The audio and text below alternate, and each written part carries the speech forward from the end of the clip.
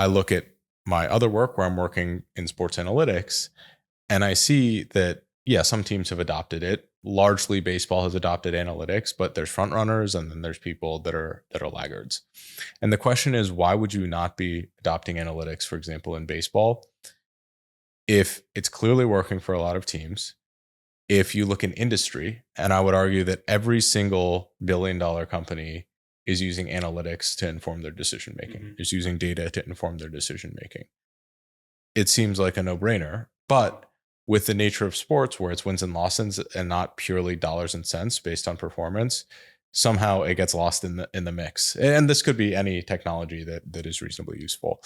Why do you think that is that some technologies that they could be very viable? I'm not going to make a claim on any of the specific technologies you've left in your book, but why are teams Oh like boy, ignoring science? man, you,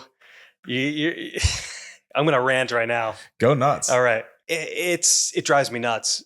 From the moment I started working on this book and started following Jason and Jordan, it was constantly one obstacle after another. And what I thought, and I don't think I'm the only one that thought this. Maybe I am crazy and thinking that peering into the brains of athletes could be useful and helpful to understanding what's going on. But maybe I am crazy. I'm the only one.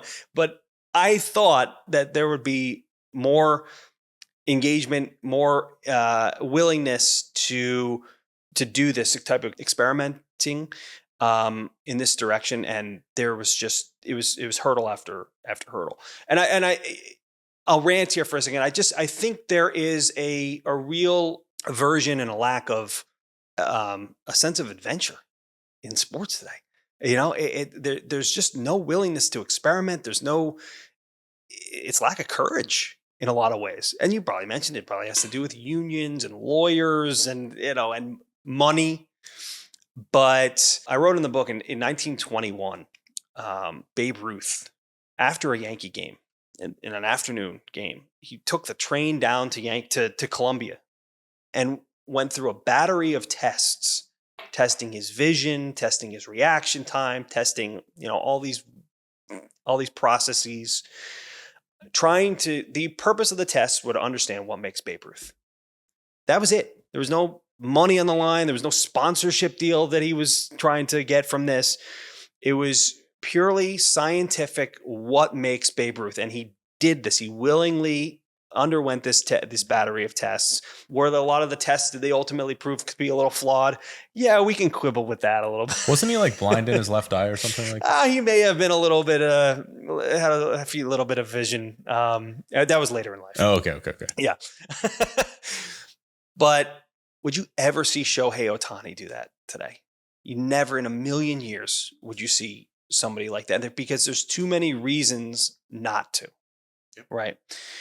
And the best reason to do it would be just a sense of adventure for the betterment of science and understanding about what makes us human and what makes us, performers. So what Jason and Jordan were encountering, and I think this is fairly common, especially with the more rigorous science-based tools and devices that are trying to make their way into sports, is that they had a hard time convincing teams that what they were producing was useful versus whether or not it was just science, just helpful for science. I was writing about them because they were helpful for science. They were using EEG caps to read and peer inside the brains of professional hitters in a way that no one else was doing. They were not claiming that this device was going to make their players better. They said that you can use this information, this data, to train differently, or you can use this data and information to scout differently. But there was nothing, by going through this process that was going to make a player better. And it was an intensive process. You have to wear a brain cap with electrode gel, and you have to sit in front of a screen for 40 minutes, tapping at pitches and not pitches, swing or not swing.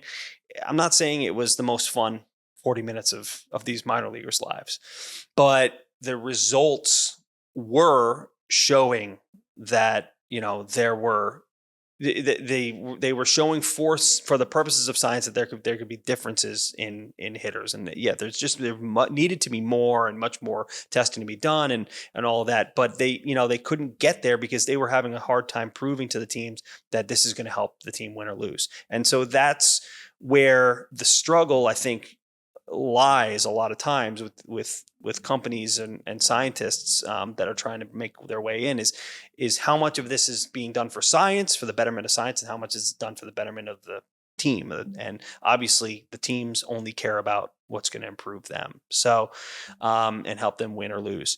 So I wish that there was a maverick out there that would be willing to put themselves out there for the betterment of science, but it seems to be not the case. I mean, there was a great example of somebody who did do this a few years ago. It was Alex Honnold, the extreme climber, and he subjected himself to an fMRI a few years ago for I believe that was part of a documentary for National Geographic TV or something like that. Sure enough, I mean, the MRI results showed that Alex Honnold had less activation in his amygdala than regular people. The amygdala is the region of the brain that controls your fear, your responsiveness, your flight or fight responsiveness. And so the fact that Alex Honnold seemed to be genetically, fearless, or whatever, he trained himself to be fearless, and it showed up in his brain scans as showing less activation in the amygdala. It's like, wow, it explains so much. Now, what could you get from putting LeBron James in a brain scanner? I mean, who knows? But it unfortunately just won't happen.